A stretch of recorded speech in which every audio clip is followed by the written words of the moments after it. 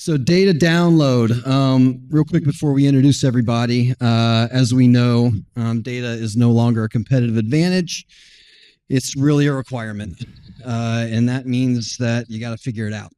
Data, more than ever, real challenge is accessibility, application, and actually being able to use it, as opposed to just aggregate it. And today we have some super smart people that are deep in the weeds on all sides of data, focused on making sure that it's flowing accurately, that the data is good, and that it's actually useful. We're going to explore some of that, how they're collecting it, how they're integrating it, how they're applying it at both the property, portfolio, region levels.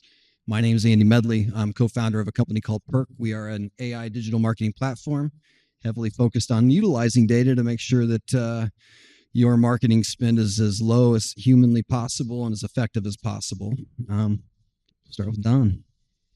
Yeah, hi everybody. My name is Don Oldham. I'm a Senior Vice President of IT at Thompson Thrift. We're a multifamily developer based in Indianapolis, Indiana. We have about 41 active jobs right now, about $3 billion in volume, and about 12,000 units under management. And we've been in business for about 40 years. Hi everyone, I'm Jack Swoboda. I'm co-founder and CEO of a company called SymmetRE. SymmetRE is an asset management and reporting platform dedicated to the real estate space. We help standardize financial, operational, CRM, market data from about 30 different systems on a daily basis for portfolio, asset, and fund level analytics. From there, our in-house visualization layer and workflow engines help ensure our clients are not just using data for dashboarding, but leveraging that to report their full automate their full reporting stack. So from weekly snapshots to execs to monthly closes and deep dives, and of course, quarterly investor and lender reporting. Overall, you could think of us like if Databricks and Power BI had a baby and that baby only ever knew about real estate and its specific reporting needs. Excited to be here today. I'm Joe Porritt, Director of Leasing and Marketing at the Brodsky organization in New York. I oversee leasing performance and revenue strategy on a portfolio of about 9,000 apartments. My role at Brodsky really sits at the kind of intersection between data and operations. And so my team and I are responsible for gathering all this information and kind of translating it into actual business decisions. So I'm excited to be here and join the panel. Hi, my name is Vibha Gore. I work for Southern Land Company. My role there is of Chief Technology Officer. We are developers, owners, and operators of multifamily, and we also have presence in single family. We have all our properties located across the nation, specialize in Class A+ properties.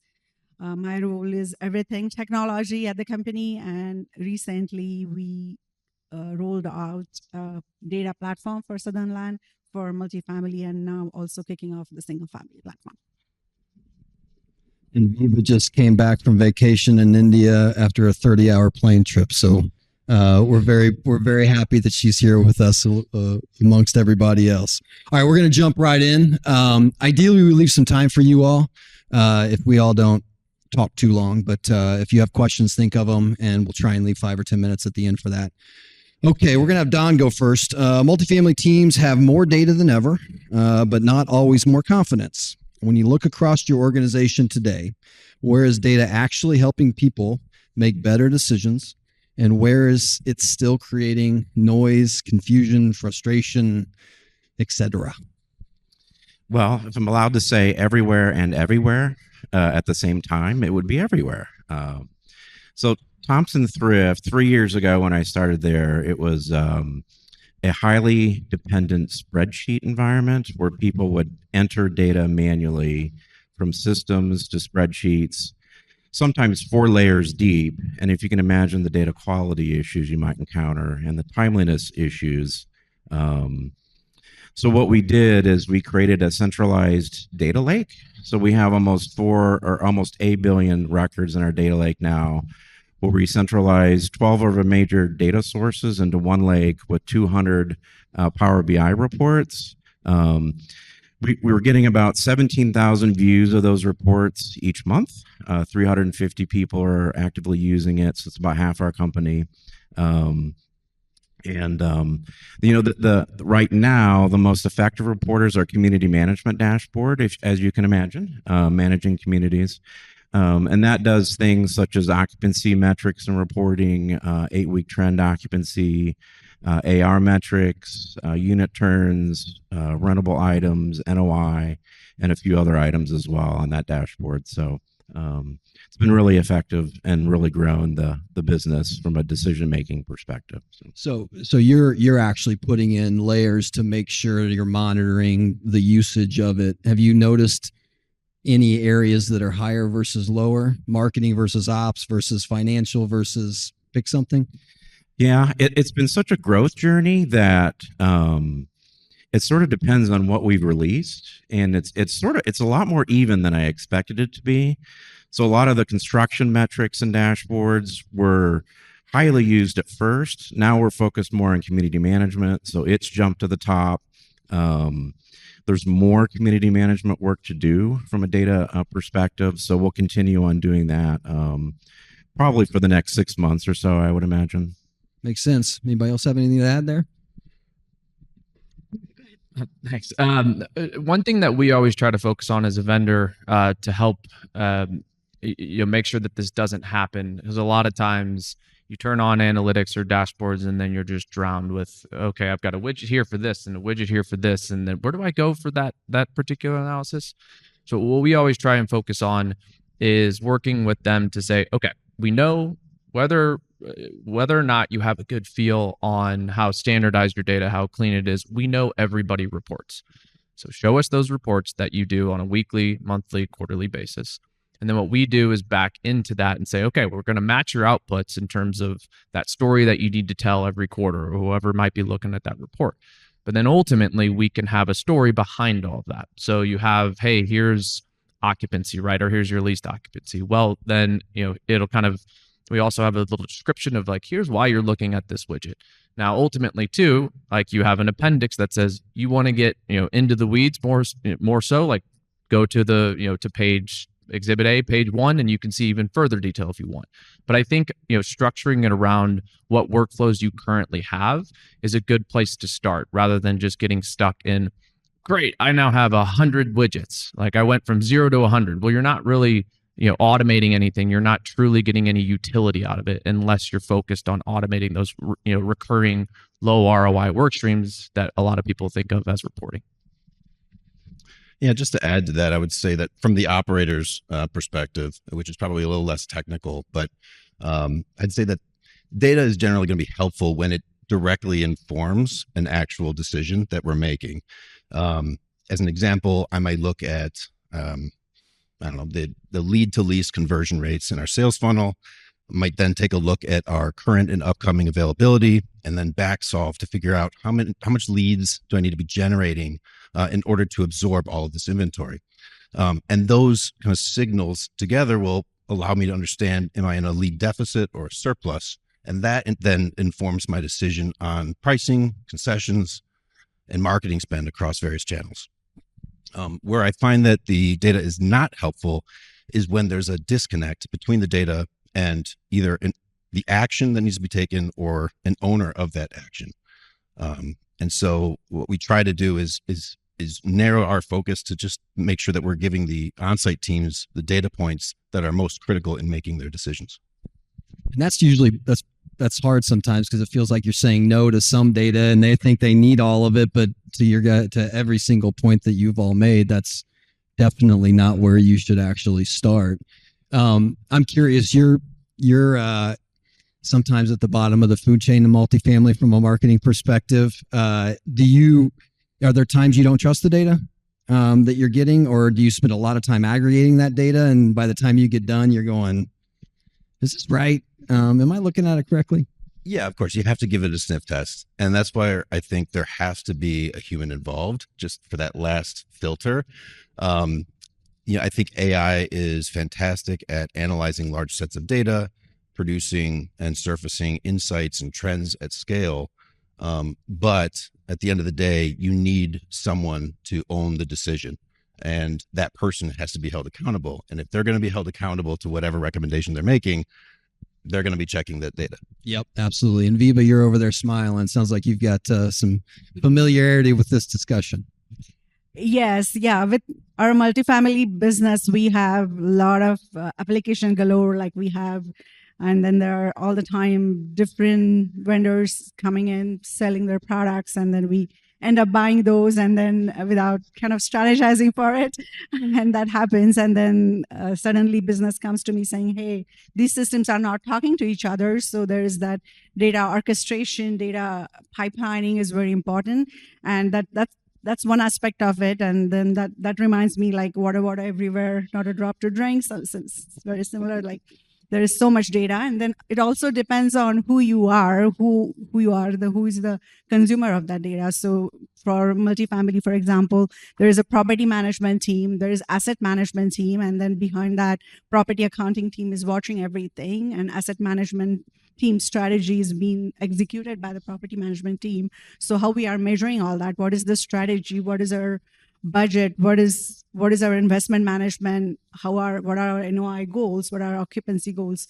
So once that is defined, how the property management is going to interpret that, and we have to make sure we are enabling that business to give those outputs. So, and that's where you make sense of all that. And yeah, that makes a lot of sense. And you just sparked a thought I had in my head. I'd say this is blasphemy sometimes because I came from outside of multifamily and have been in it for 7 years. So I'm probably 7 more years and I'll be considered, in the industry. But what I noticed in the beginning versus when we started 7 years ago versus where we are today is that there is an increasing participation from the technical side, particularly your role and your role, Don, your role, Vibha, and your role, Don, on these pesky technology vendors that are joining your tech stack. How often do you get involved before or after the decision is made, or is your company made cognizant decisions on how you layer in technologies and what your role is in deciding on that? Either one, I'm just curious. Sure. That's a work in progress. So it takes kind of that technology partnership. Typically in the real estate industry, technology team has been seen as more like a break fix. We'll support you. Okay, you want to get this platform, we'll help you enable that. But that picture has been changing with the advent of prop tech.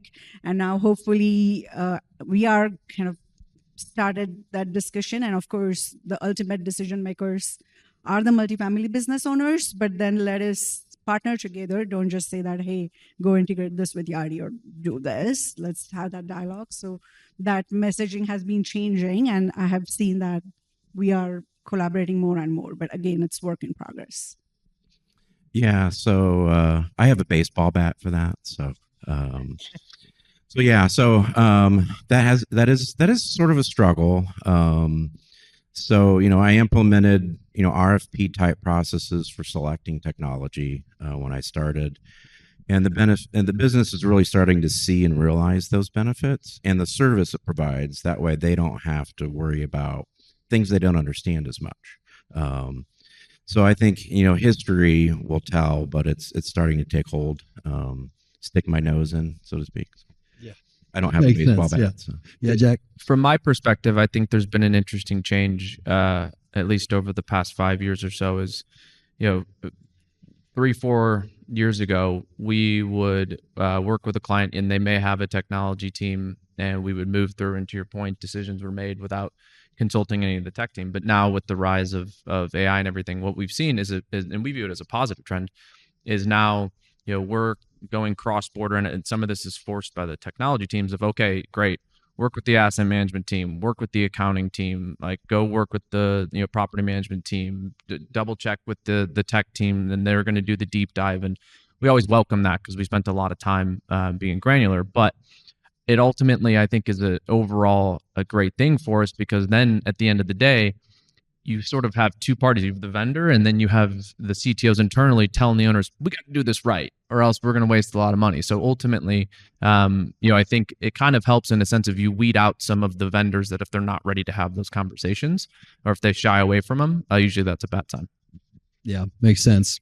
All right, let's jump to the next question. Jack, you're going first here. So with so many dashboards, reports, and metrics in play, what are the small set of data points you trust most to influence leasing performance, NOI, operational outcomes?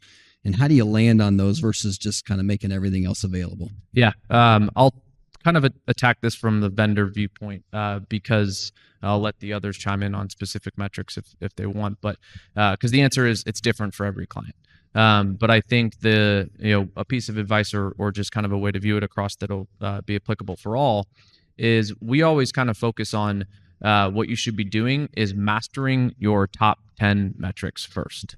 There's so many things that you can track or manage, and when I say master, I'm saying understand exactly how those metrics are calculated. For example, economic occupancy, or let's just use in-place rent.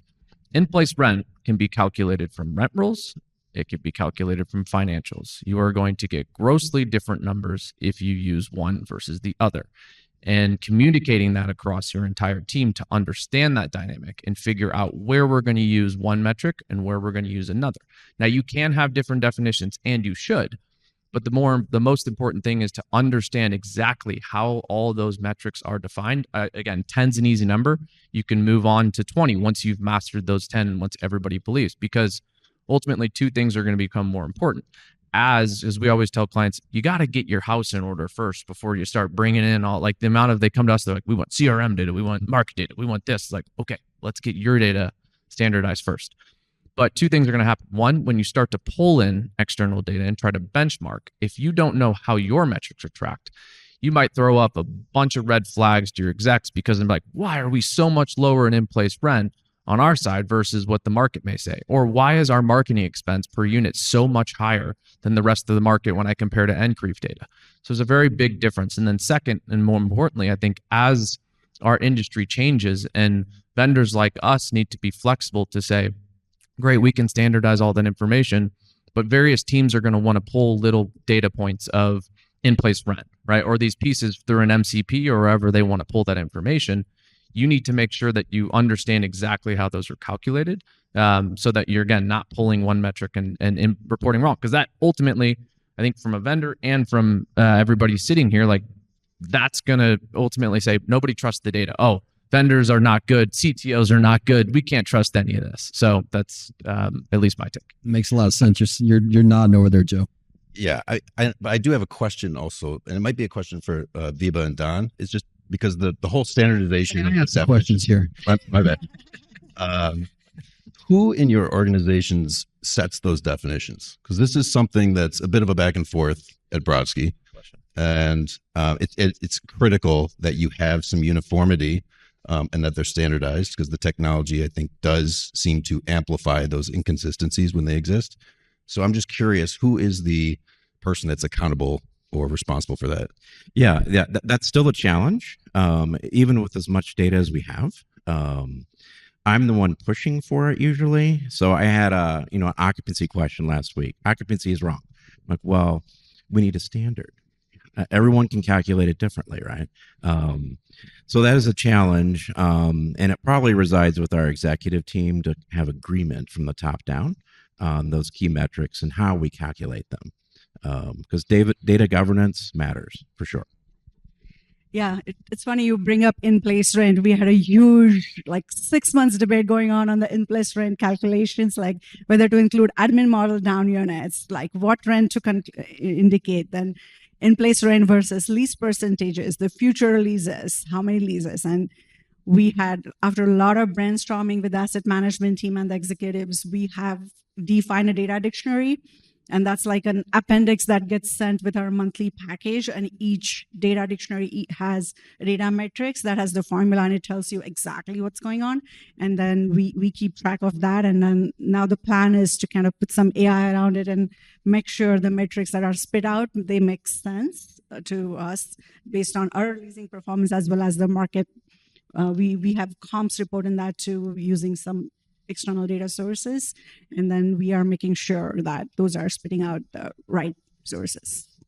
Yeah, I think you brought up a good point of our approach is, so we standardize all the data we bring in from every different sector. So student, multifamily, commercial. And our goal was to say, okay, we're going to have a standard set of how we calculate these metrics. It's a grand vision. Really, we did it just from a way of that's how we're going to be able to scale and support, folks. However, quickly we learned that we need to be flexible and allow clients to adjust that. So if those of you that aren't lucky enough to have internal tech teams, dedicated internal tech teams, it's a very important piece to make sure that you vet with your vendors of, well, what if I don't have the same definition of economic occupancy that you do? For example, we house, over time as we grow, we've now housed, I think, 45 different calculations of economic occupancy. We can go down that route if you want to, or we say, here's the top 5 that people utilize, and you can pick and choose. So a lot of our first interactions with folks is, again, as I talked about earlier, nailing those first 10 to 20 metrics so that we feel very good about what's being reported out. 45? You're making my head hurt. Yeah. Well, it's interesting too, especially as you start to get a number tied to a metric that's important. It's the first time you see it. We talk to our customers a lot about this, that it doesn't necessarily matter what the number is. It just matters that you know what the number is, and then you can operate from there. But what we see sometimes is a manipulation of that number on how you calculate it so that it somehow gets to what they had in their head on what they wanted it to be. And you're like, this isn't going to scale. I don't even know that calculation. Is that past calculus? How do you guys deal with that? Yeah, sometimes it's just a simple average versus weighted average, and that just skewing it by a few BPS, and then it's like, what's going on here? And, I just have ChatGPT write the code for me to calculate it. I like that. Yeah. We have not included in that 45, but for a lot of our stuff, people will say, well, I want to use this definition for external and this definition for internal. Don't recommend it, but you can track and do that. But to your point, like they'll want to say, well, we should really be reporting out gross leased occupancy versus net. But internally, we want to know how much exposure we actually have. So we try and be flexible, but always we recommend try and have a standard set and stick with it.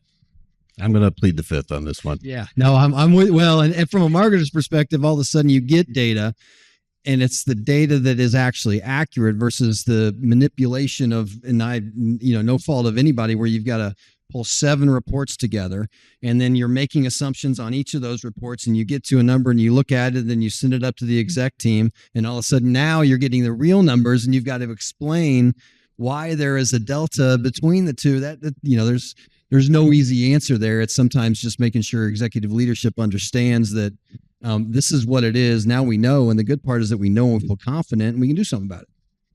Yeah. Go ahead. Oh, sorry. Yeah, that's been a bottom-up challenge for us, dashboard by dashboard. And slowly, I think it's starting to take hold where we've got enough of them done that the standards are starting to develop from the bottom up, which I think is the hard way to do it. But convincing people from the top down is maybe even harder. Mm-hmm. Just one funny story I remember on those calculations. So we were calculating gross rent, and all of us have concessions, first month free, first 2 months free, and things like that. And one of our property managers, they decided to change the way they were entering concessions. They didn't want to just delete the concessions, so they entered the date range as something way too in the future, like they put 2050, and our concessions where calculation was looking at that, and then our gross rent started showing negative. It's like, what's going on here? It took a long time to just find out what's going on there. We're going to stick with you on this next question, Vibha. So how are you operationalizing data onto that point? So on-site, regional teams, all the way up, know what to do differently tomorrow, not just reviewing what they did in a meeting and moving on. Yeah, so operationally for operations team, it's very important that they have the real-time data as it relates to the tenant feedback or the prospects as they're touring, and how quickly they can take that feedback and change their leasing performance. So it's very important. One of the other major concerns that we have recently thinking about is just the maintenance requests. And then we are implementing an AI OT smart building type of interface where we are collecting data from different IoT sensors and feeding that with the maintenance team, and then how they can in turn increase the tenant satisfaction. Yeah, makes sense. So Joe, from your perspective right now, when you look at your data, do you see it as actionable or just reporting what happened? Well, it has to be both for it to not be noise. But I would say that this is an area where we've really tried to be disciplined, because it's easy to get caught in the trap of dashboards and accumulating more data, just to have the data and have the visibility.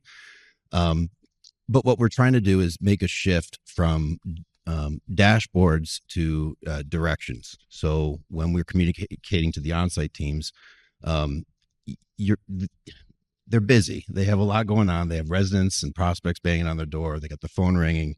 They're running these communities. The district level and regional level people they're not going to be expected to somehow interpret large sets of data or 12 different dashboards and come up with some sort of prescriptive guidance on their own. So what we try to do is really just narrow the focus to like a few important priorities for them to focus on week to week, that we know are highly influential in achieving the outcomes that we're targeting. And I think that has been a big step forward for us, is kind of shaking ourselves free of that trap, and just really focusing on the most important information. Do you find that they get to the point where maybe if you miss it a day or you're a little bit later that they want it because they're actually seeing use in it? That might be a good application. I'm curious what their reception is. It's there. And I think that you can have regular recurring meetings every month or every quarter where you can kind of look at what has happened. But I think on a day-to-day basis, the focus really ought to be on just a few key variables. Yeah, it makes sense. It's interesting, especially back to what Jack was talking about around the 10 primary KPIs, and if you can aggregate those and have communication throughout the organization, there starts to become accountability and more importantly, like acceptance to the number that you're driving the most. And it can be a rallying cry around the team if you know what your responsibility is and what's important to the organization, and more importantly, that connection between what I do on a day-to-day basis and the execution that's impacting a particular number that really is meaningful in the organization. So kind of drilling it down to what you're talking about, Joe, in terms of like handing those KPIs and saying if you change this, it's going to matter. Yeah, and I think crucially important too from a perspective of as we move. I was sitting in on the last one, and she said, if you think there's not another wave coming, you shouldn't be in this room. In terms of AI, so I think as we move to the next approach, like when I talked about earlier about having these key metrics and these reports and everything that have a clear definition of, okay, what does this mean, and then what are we trying to achieve out of this report? We were already playing around with, and it's been some awesome results of once the data is standardized and you have that context behind these widgets or these dashboards or whatever, you can feed that into any LLM and it will give you the insight of, well, here's things you can try.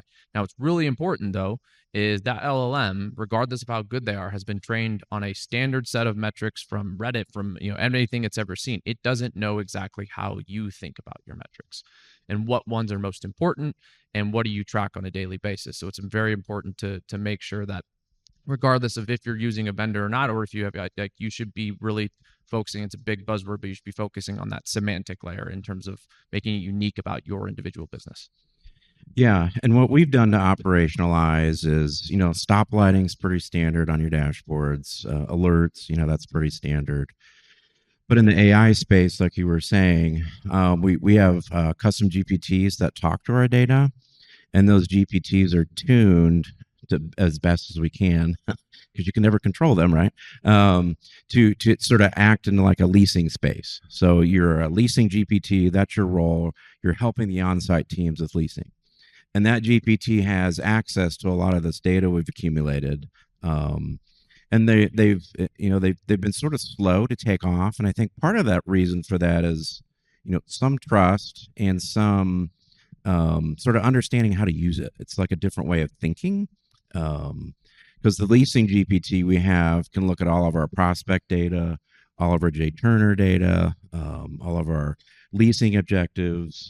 There's probably like 10 sources that one has access to. So that's one thing we've done. And then the other thing we've done to try and monetize some of this data is we did a machine learning project recently where we're predicting leads too much into the future. So we built a deep learning model to try and predict what our leads are going to look like for each community, so we can sort of adjust strategy for leasing purposes. So we'll see how that plays out, but it was fun to do. And I would just add to that by saying that all of that, it only matters, or it only is helpful if it, at the end of the day, provides very clear, concise guidance to the on-site team members. They're, not that it's not important, but they just don't care about data lakes or ingestion pipelines. They are concerned about pricing, concessions, and marketing spend, and what they need to be, what levers they need to be adjusting, and by how much. Yep, Yeah. exactly. I'm glad you made that point too, because remove all the GPT, remove all the AI buzzwords, like even taking a step above, like what, in order to be actionable, what your dashboards or reports need to do is ensure that all minds looking at it can relate. And what I mean by that is, if I'm an owner and I'm looking at my plus 30%, my plus 30-day occupancy percentage, and what's my budget for plus 30 days and plus 60 days out, I think in percentages, right? Because that's how I built my model. However, if I'm a property manager, I don't think in percentages. I think of how many leads do I need to get there, right? If I need to hit plus 5%, how many leads does that mean? Now, based upon my historical tour to lease to conversion ratios and leads, how many tours do I need? How many leads do I, ultimate leads do I need? Now, sometimes that number is not going to be obtainable, but at least from the onset, and you can say, okay, well, we need to adjust, and at least for the 60-day mark, that might be the better one, and that's still actionable. It's you're still looking and saying, we're going to miss this, but let's focus on what we can hit. Yeah, that's exactly what we do. So, hey, you need 10 leads this month, go get them. So it's very succinct, very direct. You don't have to put a lot of thought into it. Yeah. Yeah, but back to the action, if I may add one more point on the actionable insights, back to that maintenance use case I was talking to you all about. All of us have water leak sensors, and then through our vendor, our maintenance team used to get the notification on each time a water leak sensor blipped. So at that time, our maintenance team was getting bombarded with so many notifications, like every second. It almost became like a noise, and that was actually a false alarm. Anytime a door would jolt or something, dishwasher or lid would close hard, then that time it would sense those water leaks, and they were getting bombarded with at least 100 notifications a day. So that time we put our AIoT model on top of that, and now they get a kind of a feedback loop where they say it was a false alarm or not. And then that, similar to what Don, you're talking about, the machine learning, the machine is learning, and now we are able to predict that it's a real leak or not. And we all know, like with the water leaks, so much damage happens to properties, and that has been proving very useful. Yeah, which is, awesome on your end, but also a perfect example of being a byproduct of a purchase and seeing that the data, you probably could have said, I don't think this is going to cause some problems. And so you had to kind of adjust an own dashboard for a product that you bought. I love that. We talked about that before this, and I found that fascinating. One more question, and then we'll open it up for questions if we have time. All right, Joe, you're up. How are you thinking about this evolution today, and what guardrails are important as you move from what happened to what should we do next? Yeah, I like this question. So making that move from descriptive data to prescriptive recommendations is very powerful, as we all know, but it's also where discipline matters most.